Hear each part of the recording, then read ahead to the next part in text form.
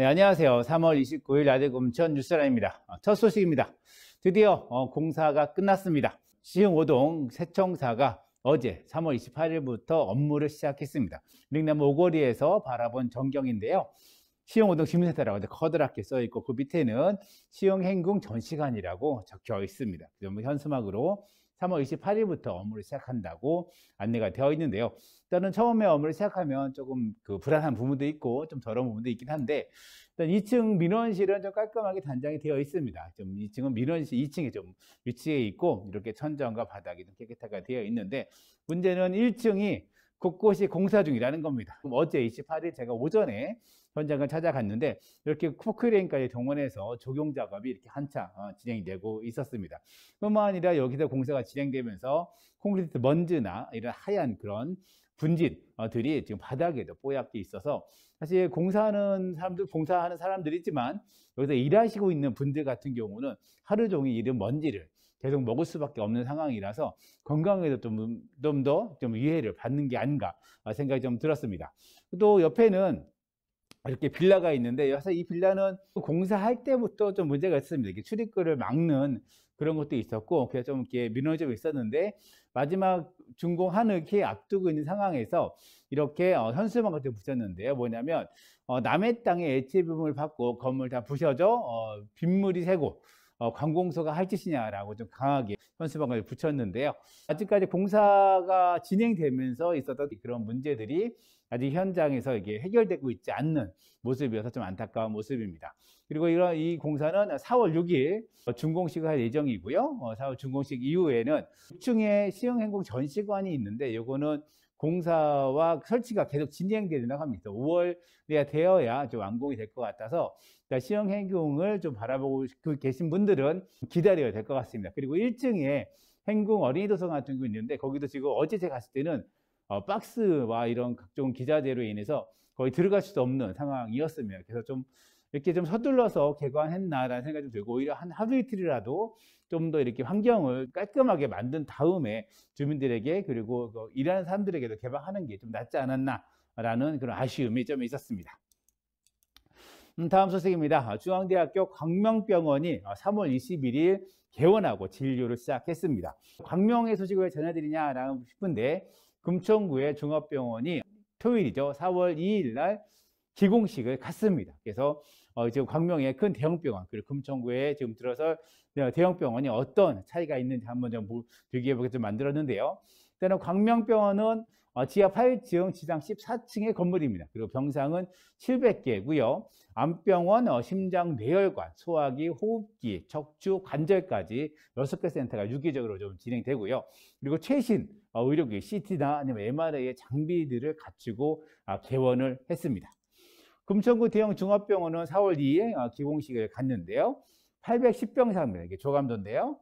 지하 5층에 지상 18층, 규모만 보면은 좀 더 큽니다. 근데 일단 2월 25일 건축 허가가 완료됐고 4월 2일 토요일 기공식을 하고 5월달 착공식, 그리고 2026년 1월에 완공을 목표로 지금 공사가 진행되고 있는데요.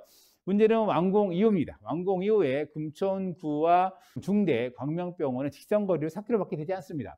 기아대교를 넘어가면 사실 혼잡하지도 않는 도로가 있기 때문에 약 10분에서 15분이면 금천도 충분히 도달할 수 있는 거리에 있는 거죠. 그리고 이런 거리에서 700병상과 810병상이 꽤 큰 건물이 맞붙는 거죠. 그래서 중대병원과 우정의료재단 이 두 경쟁이 좀 치열할 것 같도 예상이 되는데요. 일단 이걸 좀 살펴보면 작년입니다. 작년 12월 22일 세계상 국회의원실에서 대형 종합병원 온라인 주민 설명회를 개최했습니다. 여기서 은평성묘병원의 개원을 담당했던 과장님이 나오셔서 사례를 발표했는데요. 2019년 3월에 808병상의 은평성묘병원이 개원했습니다. 지금 비슷하죠. 근데 은평성묘병원의 주 진료권은 일단 은평구입니다. 그리고 부진료권은 경기도 일산, 고양시, 덕양입니다. 그리고 개원한 이후에는 환자 중에 46.2%가 은평구 주민이었다라고 밝혔는데요.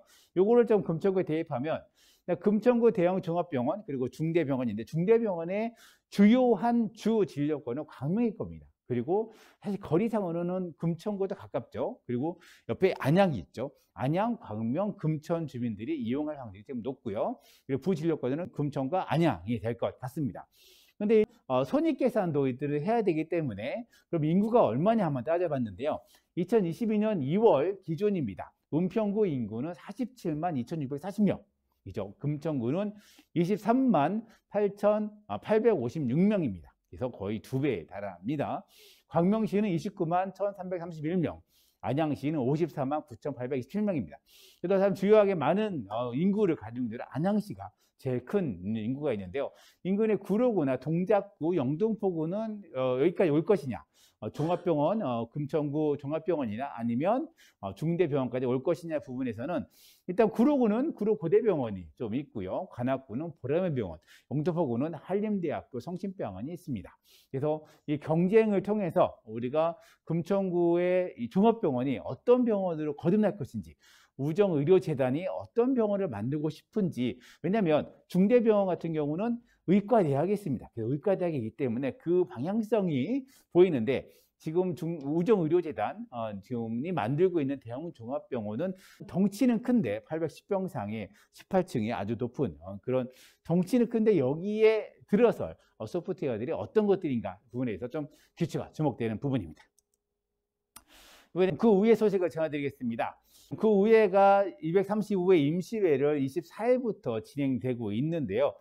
백승건 금천구의 의장이 강하게 집행부를 비판하는 개회사를 진행했습니다. 문제가 뭐냐면 금천구청 1층에 보면은 카페가 있습니다. 금천구청을 많이 오신 분은 이제 거의 로비에 카페가 있는데요. 이 카페와 금날의 아트홀 지하 1층에 있는 매점에 대해서 금천구청이 일방적으로 사용 허가를 완료 통보했다. 그리고 이것은 코로나로 인해서 소상공인에 대한 피해 보상이 시급한 이 시기에 일방적인 이런 협의도 없이 이런 결정은 악덕 임대업자의 갑질과 다를 게 없다라고 아주 강하게 성토를 했는데요. 내용인즉슨 일단은 1층에 두 가지가 있습니다. 지금 카페가 있는데 이 카페를 위탁 운영하고 있는 데가 좀 협동조합이고요. 그리고 매점 같은 경우는 개인 사업 쪽에서 위탁 운영하고 있는데 여기에 대해서 사용 허가 기간이 도래했고 여기에 대해서 구청이 이제 나가라. 연장하지 않겠다라고 또 밝힌 건데요. 사실 요 두 가게죠. 일단 소상공이죠. 이 두 업체는 지난 코로나 시기에도 상당히 많은 고통을 당한 업체입니다. 왜냐하면 상시 일상적으로 금천구청이 정상적으로 운영됐을 때 코로나가 없을 경우에 보다 매출이 거의 뭐 절반 이하로 떨 수밖에 없는 거죠. 왜냐하면 회의가 진행되지 않고 그리고 구청 공무원들이 거기서 잘 먹지도 않고 그리고 로비에 보면은 음료를 받을 데는 있지만 앉아서 먹을 곳이 없습니다. 다 테이블을 치웠죠. 그러니까 주민들도 먹지 않고 이런 상황들이 1층 카페가 만들어졌고 매점도 마찬가지입니다. 뭐냐면 행사가 다 없어졌고 그리고 뭐든 회의를 하더라도 취식이 다 금지되는 상황 속에서 매점이 어떤 역할을 할 수 있느냐 이런 부분이었죠. 이것을 지난 2년 동안 이 고통을 겪어오신 분들이라는 겁니다. 그를 고통을 감내하면서 2년 동안 지켜왔는데 연장 없이 바로 이거를 해지 통보한다는 것은 앞덕업자라는 비판인 건데요. 일단 저희들도 이 부분에서 한번 두 분을 연락을 해서 어떤 심리견인지 한번 연락해서 다음에 한번 전해드리도록 하겠습니다. 그리고 금천구 의회에서 먼저 이거 말씀드리면 235회 임시회가 지금 개최되고 있죠. 3월 24일부터 31일까지 총 8일간 진행되고 있는데요. 요 밑에 지금 13개의 조례안과 그리고 주요 업무 계획 보고를 하고 있는데 이 중에서 좀 눈에 띄는 것이 바로 금천구청장 인수위원회 설치 조례입니다. 일단은 요거의 근거가 2021년 1월 12일 작년이죠. 작년에 전부 개정된 지방자치법에 근거합니다. 이 근거에서 당선인에 대한 권한과 예우를 규정하는 것인데요. 일단 인수위원회는 항상 있었습니다. 유성훈 청장 시기에도 인수위원회가 가동이 됐고요. 그리고 그 전에 차성수 청장 같은 경우도 인수위원회가 가동이 됐습니다. 하지만 그거는 이런 법적 근거라기보다는 약간 유동을 발휘해서 이런 인수위 작업을 진행했다고 보시면 될 것 같은데요. 조례에서는 어떤 것을 규정했는가? 당선인이 구청장 인수를 위하여 필요한 권한을 가진다라고 명시를 했습니다. 그리고 인수위원회는 당선인이 결정된 이후부터 20일 이내에 범위에서 운영이 되는 건데요. 한 달 있으면 취임합니다. 이번 지방선거 6월 1일 날 있는데요. 그때 당선이 6월 1일 밤에 결정이 되면 이분은 7월 1일 날 취임합니다. 그러니까 30일 정도의 여유가 있는 거고 그중에서 21일 운영 인수위원회로 활용할 수 있는 것이죠. 그리고 인수위원회 구성은 일단 위원장 1명 그리고 부위원장 1명 포함해서 15명 이내로 진행하게 되고요. 요 인수위원회에 대해서 이제 수당도 지급할 수 있게 됩니다. 회의를 하게 되면 회의 수당을 지급할 수 있는 것이죠. 그래서 수당까지 지급할 수 있는 것이고 또 이 구청 직원에 대해서 인수위원회에게 파견해서 이 업무를 예산이나 활동을 지원할 수 있게 만들었고 예산 범위 내에서 사무실이나 비품, 통신 서비스의 이런 차량 지원까지도 지원할 수 있게 만들었습니다. 그리고 인수위원들에 대해서도 비밀 누설 및 직권남용 금지 의무조항도 준수토록 했죠. 또 하나는 좀 눈에 띄는 거는 인수위원회 활동이 끝난 후부터 30일 이내에는 인수위원회 활동 보고서를 작성하고 공개토록 했습니다. 예산이 들어갔으니까 그 예산에 따라서 보고서를 공개할 것을 좀 명시를 했다는 것이죠. 여기에 따라서 지금 올해 6월 1일 당선자는 이 인수위원회를 거치게 되는 건데요. 일단은 유성원 청장이 좀 재선에 나서죠. 재선에 나서는데 나서서 당선이 되면 굳이 인수위원회까지는 필요가 없겠죠. 그리고 하지만 다른 후보 당의 다른 분이나 아니면은 또 다른 당이 당선된다면 다른 후보자에 당선된다면 이렇게 이 규정에 따라서 인수위원회가 진행될 것으로 보입니다. 네, 임시회 소식 전해드렸는데요. 때는 어떤 조례들이 얘기되고 있는지 좀 살펴보도록 하겠습니다. 복지건설위원회 같은 경우는 가장 큰 핵심은 주거복지지원조례가 김경원 의원의 발의로 지금 만들어졌고요. 그리고 나머지는 보고입니다. 뭐냐면 구린 어린이집 위탁체 선정보고, 지방정부협의체 규약 개정보고, 일자리 취직회사 경영평가 및 성과평가 실시보고 다 보고 내용이고요. 그리고 국이죠. 복지가족국, 도시안전국, 교통건설국, 그리고 경제환경국의 2020년 주요 업무계획 보고가 진행되고 있습니다.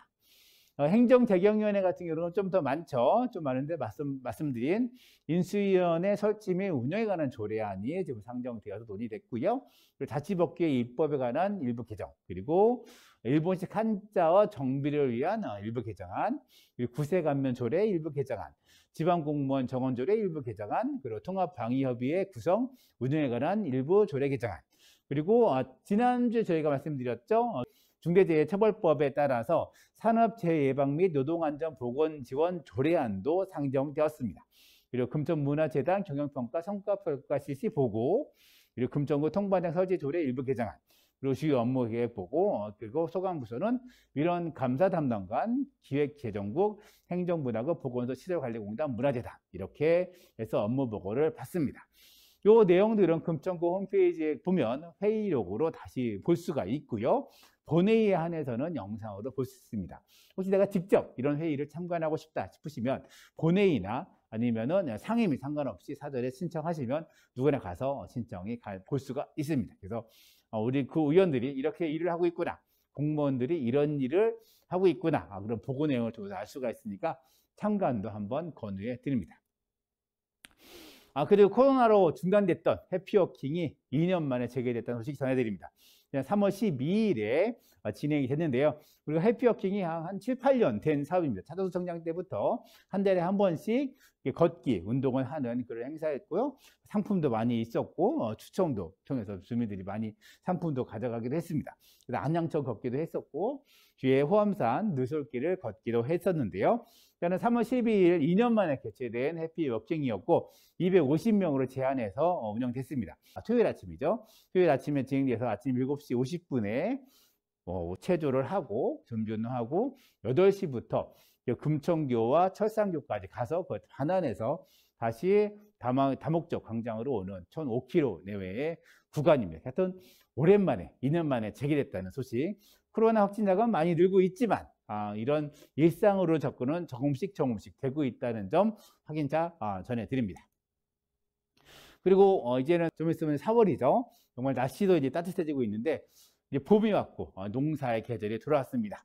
금천 도시농업 네트워크가 지난 3월 26일 토요일 신홍제를 갖고요. 농사를 시작하는데요. 광명 한내텃밭입니다. 금천구에는 이런 지금 땅이 좀 마련되고 있지 않아서 광명에서 임대해서 단체들이 활동하고 있는데요. 4월 달에는 논을 만들고 5월 달에 모내기, 6월 달에는 하지 감자를 수확을 하고요. 7월 달에는 채비를 만들고 8월 달 배추 심고 9월, 10월 달은 배추와 이런 작물들로 만드는 그런 과정을 거친다고 하니까 농사에 관심 있는 분들은 한번 도시농업 네트워크에 녹화 한번 해보시면 좋을 것 같습니다.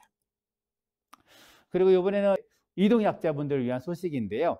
지금 이 문 앞에 보면은 하얀 받침이 있는 것이고, 함께 그린 카페 같은 경우는 요 검정, 여기서 요것이 계단 옆에 설치된 이것이 바로 경사로입니다. 계단에서 좀 이동약자, 휠체어나 아니면 유모차, 아니면은 보행 보조기를 갖고 계신 분들이 좀 더 쉽게 이런 계단을 오를 수 있게 설치하는 건데요. 금천구청과 장애복지관 지금 자체가 이런 문턱 없는 거리 만들기 캠페인을 좀 진행되면서 소형 경사로 설치를 지원해 준다고 합니다. 그래서 금천구는 서울시 생활밀착형 소규모 경사로 사업을 공모에 신청해서 선정이 됐고요. 소규모 시설 185곳에서 설치됐고, 올해 설치되기만 지금 50곳, 약간 열풍 이런 것 같습니다. 하여튼 이게 원하시는 분들은 원하시는 사업장, 약국, 식당, 뭐 개인 병원 상관없습니다. 근데 원하시는 건물주나 아니면은 이런 사업자들은 금천구청 어르신 장애인과 노크를 하셔서 꼭 신청하시면 좋을 것 같습니다. 이번엔 서울시 소식인데요. 서울시 한강, 교량 등 20개 도로가 제한 속도가 60km로 좀 상향됩니다. 이거는 좀 4월 중순에 일단은 공사, 또 뭐냐면 표지판이나 도로 도색이 완료되는 대로 바로 구간부터 적용된다고 하는데요. 일단 한강교량 17개, 그리고 일반 도로 3개 구간이 적용되는 건데요. 한강대교는 거의 대부분 되는데 안 되는 곳이 있는데요. 그게 하나가 청담대교입니다. 그 자동차 전용도로죠. 청담대교 여기는 속도가 더 높습니다. 80km이기 때문에 60km로 제한되는 게 아니라 80km로 유지되는 거고, 잠수교, 광진교, 잠시철교 여기 세 곳은 10km 이하입니다. 50km가 아니라 40km 이하였기 때문에 이 대상을 그냥 유지합니다. 그래서 40km이기 때문에 여기는 60km 상향해서 제외된다는 거 알아주시고요. 일반 도로 같은 경우는 내고가이시 위례터널, 그리고 도림천 고가, 그리고 보람의 고가 이 세 개 구간이 포함되니까 운전하실 때 많이 유념하셔서 과태료 묻지 않기를, 그리고 안전운전하길 바랍니다. 오늘 뉴스라인에서 만든 소식은 여기까지입니다. 뉴스라인은 라디오 금천과 마을신문 금천이 함께 만들고요. 저는 진행의 이성호, 기술에는 신선순 PD가 함께했습니다. 감사합니다.